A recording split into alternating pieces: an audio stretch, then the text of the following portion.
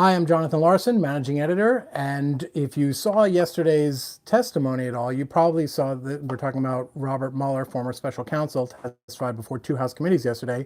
And his overarching message, which he wasn't asked about a ton, but which he emphasized in his own opening statements, was that Russian interference in our election, the 2016 election, was not the end of it. It's still going on, and it's being carried out by other actors. And he's right in the sense that, he called it the most serious threat to the American democracy that he's ever seen. And he's right in the sense that not enough is probably being done about it. Certainly there are issues in terms of election integrity, hacking of our voting machines, things along those lines. But in my humble opinion, he's dead wrong about the real threat that Russia poses here. Because let's keep in mind, what Russia did was not to actually hack into our machines and change votes. What they did was hack into our brains and change minds. How many minds, we don't know, but it's not unreasonable to assume that it's a real number, right? Even if it didn't change what people think, it's quite possible that Russian propaganda went out there and motivated some people to vote who might not have otherwise. Here's why that doesn't matter, okay? What Russia did, the propaganda, the messaging, even the lies for the most part, is not illegal, okay? What is illegal is to do it without registering as a foreign agent, right? If you look into the indictments and the arrests, those things are typically predicated on the failure to register with the State Department as a foreign agent. In other words, if Russia had been upfront about it, if they had just said, we're here, we're taking out ads, or we're creating this propaganda, they could have done it from home, right? They could have just sat there in Moscow, come up with this fake stuff, put it online. They could have even said at the bottom, paid for by Vladimir Putin, and it wouldn't have mattered, right? It would have been just as effective in changing people's minds. And that, I think, is the real problem. Because let's suppose that Robert Mueller and the Democrats in power get their dream scenario, which is that Russia is, they just lose the internet, okay? Russia's entire internet access is blocked. They can't do a thing. The entire internet is free to Russian influence. Now all you have to worry about is Fox News or the One America network, right? We already have much more powerful, much more effective quote unquote journalistic outlets that are spewing misinformation, that are redirecting Americans from issues and policies that matter to silly stuff, to insubstantial stuff that is nevertheless effective at moving them. And I'm not saying that, oh, if only everyone were watching CNN, things would be a lot better. I didn't watch it, but apparently they just had a lottery for who would be in the presidential debate. They're openly treating our politics as a game, right? Horse race journalism was not a phrase that was invented for Russian propaganda. So the real greatest threat, I think, to the American democracy is not what's coming in, but the way we're processing it. And when I say we, I mean everyone. Confirmation bias has just run rampant, right? We used to, back in the old days, we used to have supposedly serious grown-up gatekeepers, and they would put serious global issues on the front page. And if you wanted the silly stuff, you knew which section to go to in the paper to get the silly stuff. But the way it came to you was packaged in a way that said, this is serious, and this is goofy. And so you didn't sort of get to fool yourself and think that the goofy stuff, the stuff that maybe riled you up but didn't actually affect anyone's lives, you didn't get to tell yourself, oh, this is driving the world today. So what you get on Fox, in my own humble opinion, is less toxic because of pushing a particular ideology, which doesn't always happen. It's more in the selection of what stories we should be focusing on.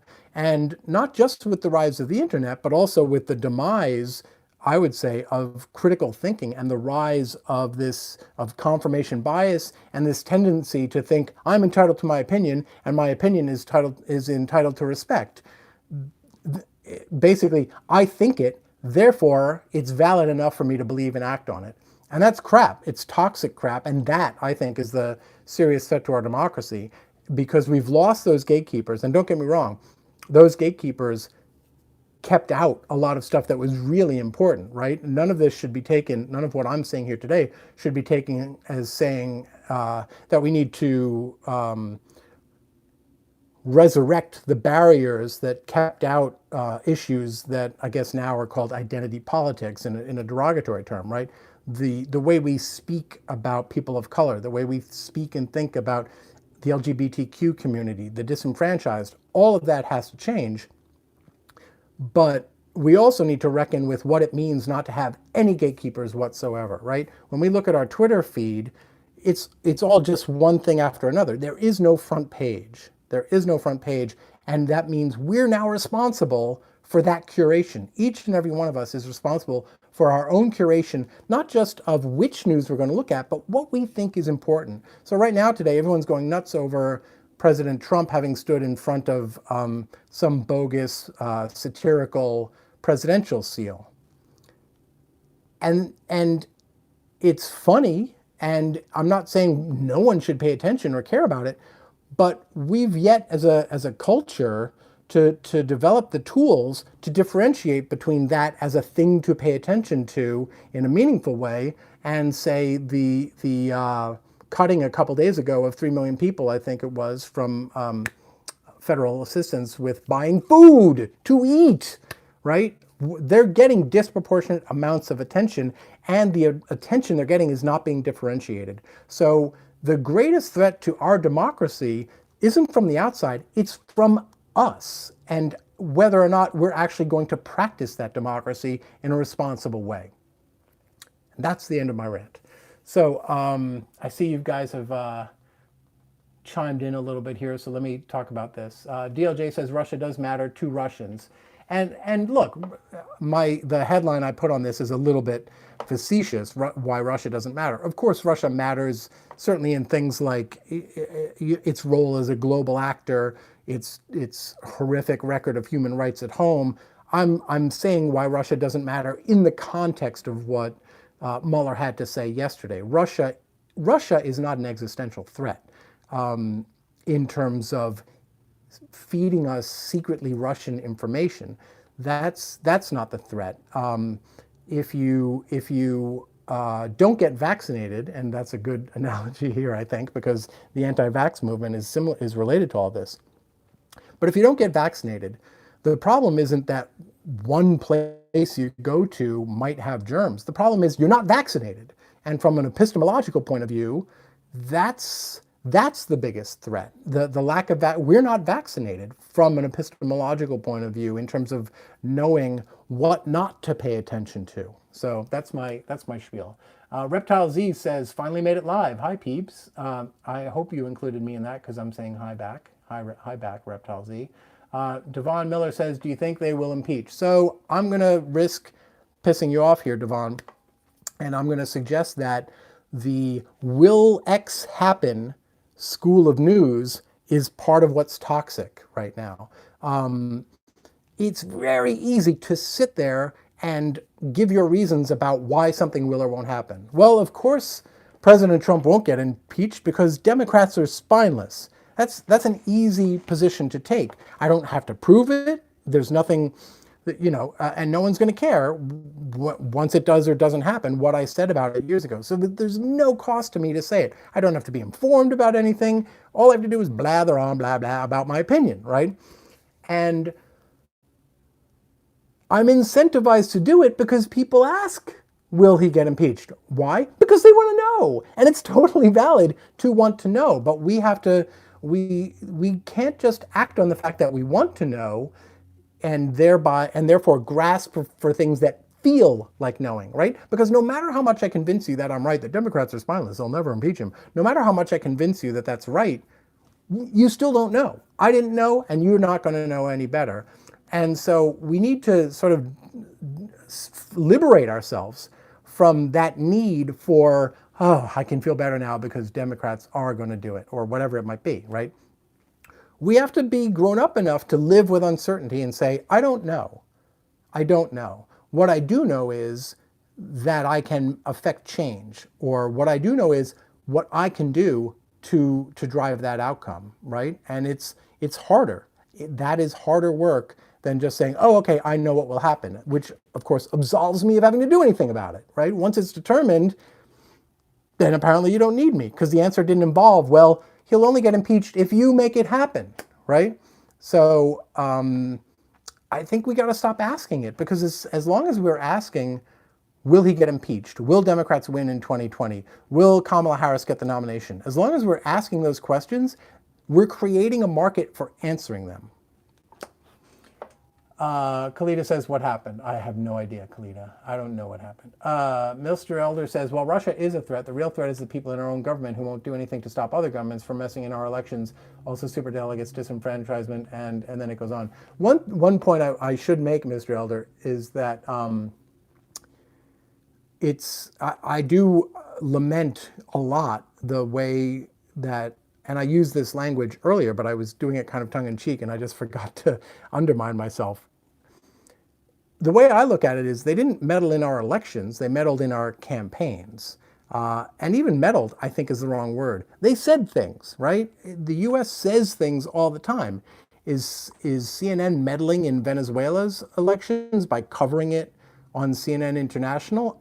I don't view it that way. So the fact that Russia went about sending out messages designed to help Trump in a way that was sneaky and violated our laws doesn't mean that they're actually interfering with it so much as they're chiming in. And there's no moral or ethical rule that says no one gets to say things about another country's election. So the idea that even the notion that candidates shouldn't accept information from a foreign power seems to me slightly xenophobic, for one thing, but also kind of nuts. Let's say Barack Obama were running in 2008 and Israel or England, one of their intelligence services gave him information about John McCain.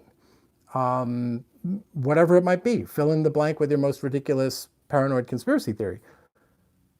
Is he not supposed to do something with that? I'm not saying he should hide where he got it. I'm not saying he should exploit it for his political ends, but certainly there's a patriotic legal thing that he's supposed to do with it, not just report the contact to the FBI or the State Department, whatever you're supposed to do with that, but to deal with the substance of it, right? What if it's true? What if it means something? What if most Americans would want, for valid reasons, to know it? The idea that that information becomes contaminated, and therefore other people, we shouldn't know about it, right? You can hate WikiLeaks and you can make valid, reasonable arguments that what they have done is bad. But you can't dispute that there was a real substantive-based hunger and interest in the things they had to say, not just about the internal workings of the Democratic Party, but about corporate power, lots of other things. And that's not a rationalization of what or how they do it, but it is a defense of information being sort of non-contaminated by its source. And we shouldn't be penalized as a people by being denied access to information just because we don't like how it came to come to the forefront. I'm sure someone's going to think of a good reason why I'm wrong about that, and I'll end up changing my mind. But damn it, that's how I feel right now, and that means I'm right. Kalita says, sometimes he can be so serious. Oh, what is that? Is that me? It's true. I'm sorry, I'm on my soapbox. DLJ says, I was telling all my US friends to vote for Sanders in 2016. I didn't register as a foreign agent. Oops. Sorry, FBI. So, yeah, I mean, I think to some extent that's right. Although the law doesn't say no foreigner can push anything. The idea is if you're acting on behalf of a foreign government, or I believe a foreign-based corporation, or sort of an institutional interest. I don't think the law says that you as an individual living in Kiev are not allowed to tell your friend, hey, here's Elizabeth Warren's plan for the education department. I don't think you're actually in trouble for that level of passing on foreign information. Devon Miller says, if we voted people in Congress to represent, why should we have to take to the streets? Isn't it their job to make that decision for us? Sure, but also no, right? I think that's a faintly paternalistic view of government. They are supposed to represent us, but they're supposed to know how to represent us because we don't shut up for 2 years at a time. They're supposed to know how to represent us because we tell them, here's how to represent us, right? The phrase, the price of freedom is eternal vigilance, is usually taken to justify men with guns on walls. But to my way of thinking, the original intent behind the price of freedom is eternal vigilance is that for us to be free, we have to be internally vigilant, right? A lot of the writings about fascism and the downfalls of civilizations, I think, kind of make clear that the greatest threats to societies or cultures tend not to be external, they tend to be internal in terms of the sort of corrosion of democratic involvement and engagement and things along those lines. So if you like your representative and they're doing exactly what you want them to do, that's great. But even then, I would say you're still supposed to be involved and engaged. Tell them it's great, right? They might be one bad day from dropping a pro-people agenda if they're not hearing from you. So even if you're 100% thrilled with them, let them know, and let them know that that's not a permanent position. It's not about them, that your support for them is predicated entirely on their support for policies that help people. So they know that it's not a personality thing, and that means they can't count on it to last. They can't count on it to be there forever. Eternal vigilance. Kalita says, I agree with you on that. I'm going to assume A, that you're referring to me, and B, that you're referring to something important that I said. And so I'm going to say thank you very much, Kalita. I appreciate it. Devon Miller says Trump meddled in the Israel election. Yeah, of course. I mean, no country meddles in elections more than the United States of America. And I don't even mean that in the sense of bad. I just mean we're the global power with the greatest reach, both militarily, economically, and philosophically, right? Our ideas, our way of thinking, what we pay attention to, all of that is more influential around the world than any other one country's. So that has an impact on their elections, not just on the information that voters get from news organizations that are often, you've got Al Jazeera, sure, but you've also got BBC, which is influenced by American policy. We've got CNN International, which of course is influenced by the American mindset, all of that stuff. So when you factor in all of those things, I don't know whether, the CIA has covert propaganda media operations going in however many countries, but that's almost meaningless compared to the above board stuff, right? It's the illegal tends not to be the problem in just about any bad system you look at. It's what's legal. It's what's above board. It's what's right out in front of us that tends to be the biggest problem, or the biggest factor, I should say. And in that regard, America is certainly meddling in other countries' elections. Kaizen says, great segment, thanks. Thank you, Kaizen. I hope this didn't overnight become like a bad thing to say. Kalita says, yes, they can't read your mind, so you need to speak up if you want stuff to be done. Yeah, I assume you're talking about representatives, and yeah, I think that's right. And not just if you want stuff to be done, but in terms of what that should be and the road to get there, all of that stuff, right? Activism is supposed to be, that's the job, right? That's the job of being an American. We gave up the safety of being a colony precisely because we realized that it was better to take the risks, even if sometimes it means people die, right? Because the revolution literally meant Americans were going to die. So we are supposed to embrace a certain amount of liberty, as maximized amount of liberty, knowing that it comes with the cost to personal safety and other things, and also knowing that it means a lifetime of work, right? The project of we will create a better union isn't something that we finished with the Civil Rights Act back in 64, 65, whenever it was passed. It means we're always doing it forever. I was having a discussion with someone a couple months ago about how do you push for progress, civil rights progress, without depressing people about the fact that there's still work to do. And it's a real dilemma, right? I think people when you're trying to convince people that Black Lives Matter is a valid movement, you're basically asking them to accept the fact that despite all the progress in civil rights that they learned about in school and that they've heard about all their lives, they individually still have work to do. And that can be depressing because you think, oh, I thought we had gotten to a good place. It can also be depressing because, oh crap, I have work to do. And so the question is, how do you inspire people on the political stage when your message is there's still work to do? And to my mind, the way you do that is by reframing what progress means. It means not just that there's a fixed set of problems. It means that the American project, I think, the American project is to expand, to continually expand our notion of what the problems are, right? So every time we make an improvement, we don't go, that's it, we're done. As Americans, our responsibility at that point is to look around and say, what else can be better? Not because it's inherently bad, right? Or because someone's yelling about it. Maybe no one's yelling about it. Maybe 100, 200 years from now, we've gotten so good that the progress we're pursuing would look trivial or even ridiculous to us now. But we should always be striving to be better, right? What kind of human condition are we in if that's not, if we're entirely content, right? I have my doubts that any society can be in a sort of steady state forever, right? I don't think you get to reach a certain state of progress and then you're done.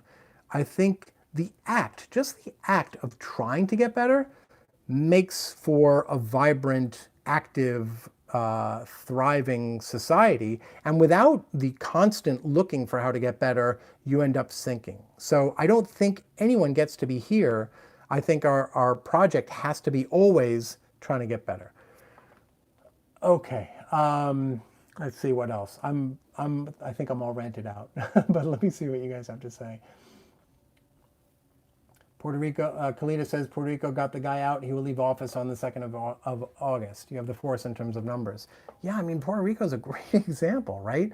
And I think it's been a little bit misreported. It's not just the emails and the ugly things that were said in those emails.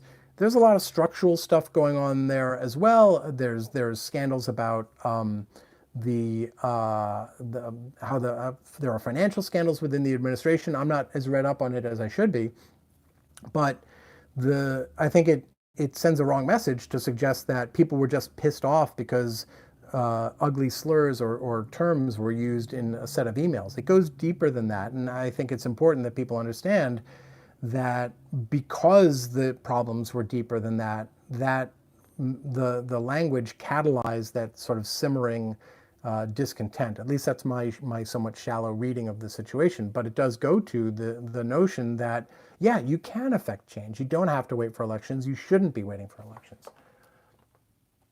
DLJ says, in the global information age, states and voting will lose their relevance except as investors. Global consumer unions will become the counterforce, the Leviathan, to corporations. So the whole notion of like corporate states has been a trope of science fiction since I was a kid. There's a series called Martha Washington, where it's a comic book series there, I confessed. where you have these sort of corporate powers. And so that's been a science fiction trope all along, but it's never been truer or closer to reality than it is today. And I do think it's possible that something along the lines of global consumer unions, and maybe that's a reference that I should know that I'm not getting beyond the obvious meaning of the concept. But I do think there's something to that, right? It's whether you want to call it organized labor or collective action or whatever you want to call it. But if you if people are engaged, it's tough to actually beat them. I mean, for all the environmental problems with the Trump administration, I just saw that the big automakers just struck a deal with California, right? So there are leverage points and pressure points in California, in Puerto Rico, outside the 2, 4, and 6 year cycles of elections. Okay. All right. I think I'm going to wrap that up then. Thanks so much again for joining me. I don't know if I got a little more worked up than usual, but I appreciate the exercise. So thank you guys. I love reading your comments. I'm grateful for the conversation. And as I mentioned at the beginning, I hope you'll subscribe if you don't already. Tell your friends, let people know about what we're doing here, both on YouTube, where you can subscribe, and on Facebook, where you can like and follow us. TYT Investigates, where we also post our original reporting when we do it, which I should get back to right now, because there's a story I'm working on that someone's waiting for from me. So thanks again, and we'll see you here tomorrow when I tend to talk about, on Fridays, I tend to talk about media issues. So if you've got questions or things on your mind about the media and how they do things, let us know. You can also find me on Twitter at JT Larsen. So if there's something you want me to address or expound bigly upon tomorrow, let me know there. Thanks a lot, guys. Have a great day. Bye.